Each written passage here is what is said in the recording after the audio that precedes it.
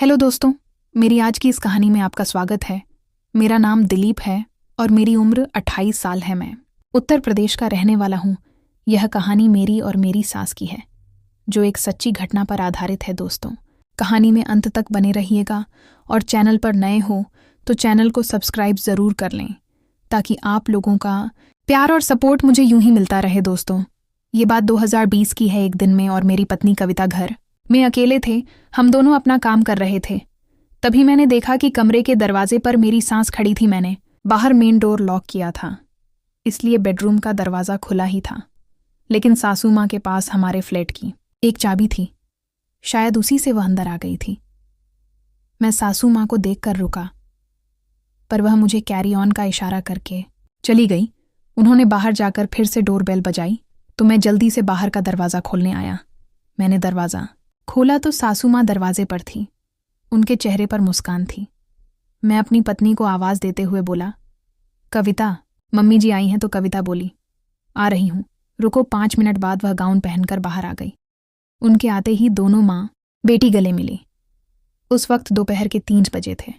कविता बोली, मम्मी, चाय बना दूँ? सासू माँ ने हामी भरी। ठीक है। वह की किचन में गई तो देखा वहाँ दूध नहीं था।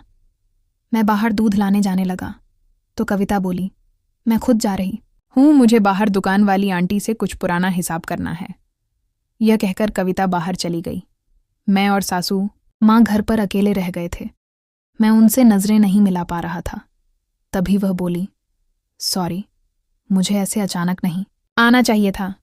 मैं बोला, कोई बात नहीं मम्मी जी, आपका ही तो घर है। वह मंद मंद मुस्कुराती हुई बोली, शर्माओ मत ज़्यादा, मैं कविता से कुछ नहीं कहूँगी। हम दोनों शांत बैठे रहे। तभी कविता आ गई और चाय बनाकर ले आई। कविता ने सासू माँ से पूछा, मम्मी, आज अचानक कैसे आना हुआ? तो सासू माँ ने बताया कि वह मेरे ससुर जी की कुछ प्रॉपर्टी और बैंक के काम से आई है, क्योंकि हाल ही में कुछ दिनों पहले मेरे ससुर जी का स्वर्गवास हो गया था। तो उनकी जो प्रॉपर्टी वगैरह थी वह सासू माँ के नाम पर करवानी थी। यह काम कल मुझे ही सासू माँ के साथ जाकर करवाना था, इसलिए सासू माँ आई थी।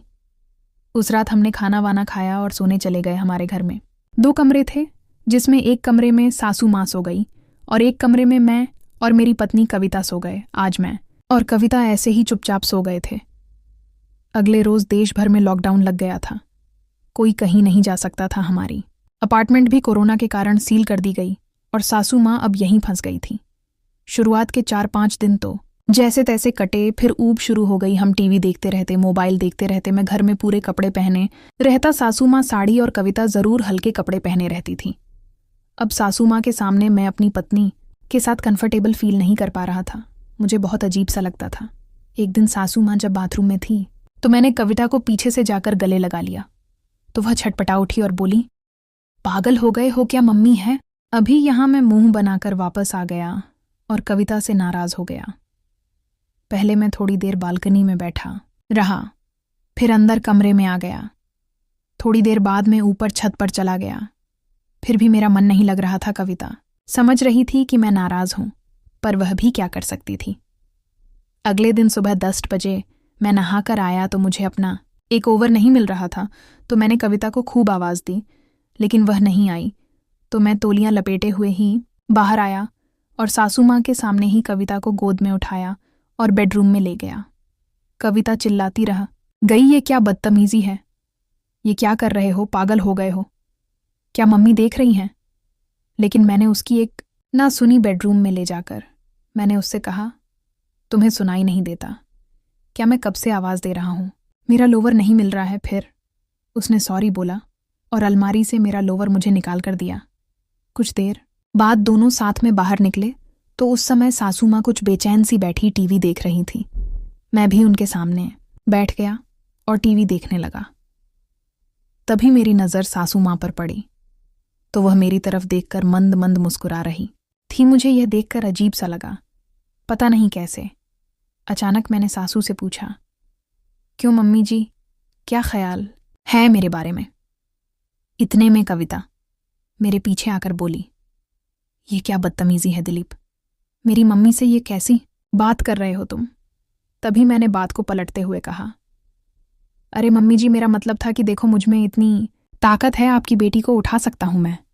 फिर मैंने कहा, सॉरी मम्मी जी। वह मैं खुद पर काबू नहीं रख पाया। वह मुस्कुराकर बोली, कोई बात नहीं, मैं पुराने जमाने वाली सासू माँ नहीं हूं। कॉन्वेंट में इंग्लिश टीचर हूं, फ्रांस और डेनमार्क रही हूं। मैं जानती हूं कि घर में ऐसे बोरिंग तरीके से नहीं रहा जाता। और अभी तो यह लॉकडाउन कम से कम 2 महीने रहेगा। मैंने आज गौर से सासू माँ को देखा। सामान्य से लंबा कद, गोरा रंग, सुंदर चेहरा, हमेशा मुस्कुराती रहती थी और स्टाइलिश साड़ी पहनती थी। मेरी सासू माँ आगरा के टॉप कॉन्वेंट स्कूल में इंग्लिश टीचर थी। तभी मैंने ने पूछा, मम्मी जी, आप फ्रांस कब गई थी? तो उन्होंने कहा, हनीमून पर तुम्हारे पापा जी लेकर गए थे, लेकिन शादी के पहले फैशन कंपटीशन में पार्टिसिपेट किया था, तब भी गई थी। मैं बोला, तभी आप इतनी स्टाइलिश हो सासू। माँ बोली, मैं पहले ही दिन से कहना चाह रही थी कि तुम लोग खुलकर रहो, मेरा लिहाज मत करो। 2 महीने से ज्यादा समय तक हम फ्लैट से नहीं निकल पाएंगे, सो हमें खुलकर रहना ही पड़ेगा। एक पल रुककर उन्होंने मुझे देखा और कहा, मनोरंजन के नाम पर टीवी, मोबाइल, लूडो और करने के नाम पर खाना पना ही तो बचे हैं। अगर तुम दोनों की इजाज़त हो तो मैं भी साड़ी पहनना छोड़कर कुछ और पहन लूं। मैं घर पर कभी साड़ी नहीं पहनती। कविता को पता है?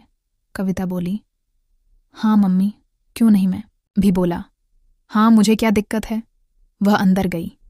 फिर जब थोड़ी देर बाद वह बाहर आई तो मेरी आंखें फटी रह गई, क्योंकि सासू माँ एक मिनी स्कर्ट जो घुटनों तक थी वह पहन कर आई। यह देखकर मैं सोच में पड़ गया कि सासू माँ इस उम्र में भी यह सब पहनती है। मेरे गले में कुछ फंस सा गया था। मैं कुछ बोल नहीं पा रहा था।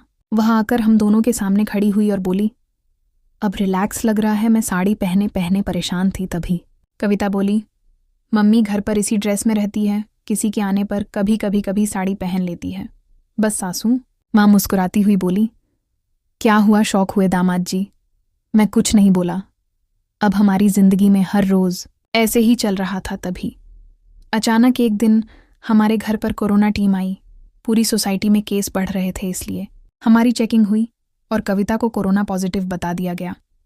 हमारी सोसाइटी के बाहर ही एक अस्थायी कोरोना हॉस्पिटल चालू किया गया था, तो कविता को उसमें जाना पड़ा। अब घर पर केवल मैं और सासू माँ ही थे। दोपहर में कविता को वहां लेकर गए, इसीलिए शाम को मैं परेशान बैठा था। सासू माँ मेरे लिए कॉफी लाई और बोली, परेशान मत होइए, डॉक्टर ने बोला है हल्के लक्षण हैं, बस 14 दिन रखेंगे, फिर घर भेज देंगे। वह अभी साड़ी में थी। हम लोगों ने रात के 8 बजे डिनर किया और फिर मैं टीवी देखने लगा। तभी सासू माँ नाइटी पहनकर हॉल में आई। उन्होंने मुझसे रिमोट लेकर एक मूवी लगाई। 10 मिनट बाद ही उस फिल्म में रोमांचक सीन आने लगा, जिसे देखने के बाद मैं उठकर अपने कमरे में चला गया, क्योंकि कविता की वजह से मेरा मूड खराब था। मुझे पता ही नहीं चला मैं कब सो गया। जब सुबह मैंने आंखें खोली तो देखा कि सासू माँ मेरे बेड पर सो रही थी। यह देखकर मैं हैरान रह गया और सोचने लगा कि आखिर सासू माँ यहाँ कब आकर सोई और क्यों। इतने में सासू माँ ने भी अपनी आंखें खोली और बोली, उठ गए दामाद जी। मैंने कहा, मम्मी जी आप यहाँ क्या कर रहे हो मेरे बेड पर? तो वह बोली, बेटा जी, यहाँ सोना मेरी मजबूरी थी, क्योंकि आप सारी रात नींद में कर रहे थे और कविता बोल रहे थे, जिसकी आवाज़ मेरे कमरे तक आ रही थी, इसलिए मजबूरन मुझे यहाँ आकर सोना पड़ा। आखिर आप मेरी बेटी के पति हो, आप उसका कितना ख्याल रखते हो, उसकी आंख में भी आंसू तक नहीं आने देते, तो मैं आपके लिए इतना तो कर ही सकती हूँ। जब वह यहाँ नहीं है तो आपका ख्याल रखना मेरा फर्ज बनता है। मैं आपको ऐसी हालत में नहीं देख सकी, इसलिए अपनी बेटी के खातिर मुझे यह करना पड़ा। उनके चेहरे पर अपनापन का भाव साफ झलक रहा था और वह बहुत ही खुश लग रही थी। कुछ देर बाद हम उठे और नहा धोकर मेरी पत्नी कविता से मिलने चले गए। उससे मिलकर आने के बाद हमने साथ में खाना खाया और पूरे दिन घर में खूब मौज मस्ती की। रात के खाने के बाद सासू माँ आज फिर मेरे साथ ही सो गई। जब तक मेरी पत्नी वापस घर नहीं आ गई, तब तक सासू माँ हर रोज मेरे कमरे में ही सोती थी और मेरा बहुत ख्याल रखती थी। जब मेरी पत्नी वापस आई तो मैंने उसको सब कुछ बताया और वह बहुत खुश हुई और अपनी माँ को मेरा ख्याल रखने के लिए धन्यवाद कहा। फिर जब तक लॉकडाउन चला तब तक हम तीनों ने मिलकर खूब मौज मस्ती की और उसके बाद सासू माँ अपने घर चली गई थी। लेकिन मेरी पत्नी के कहने पर हमने सासू माँ को अपने पास ही रहने के लिए बुला लिया, क्योंकि वहाँ पर वह अकेली रहती थी। आज हम तीनों अपनी जिंदगी में बहुत खुशी से मिलजुल कर रहते हैं। तो दोस्तों, ये थी हमारी आज की कहानी। आपको ये कहानी कैसी लगी कमेंट करके ज़रूर बताएं। अगर कहानी पसंद आई हो तो इसे लाइक करें और अपने दोस्तों के साथ शेयर करें। आगे भी ऐसी ही रोमांचक कहानियों के लिए हमारे चैनल को सब्सक्राइब करें और बेल आइकन दबाना ना भूलें, ताकि आप हमारी कोई भी कहानी मिस ना करें। धन्यवाद।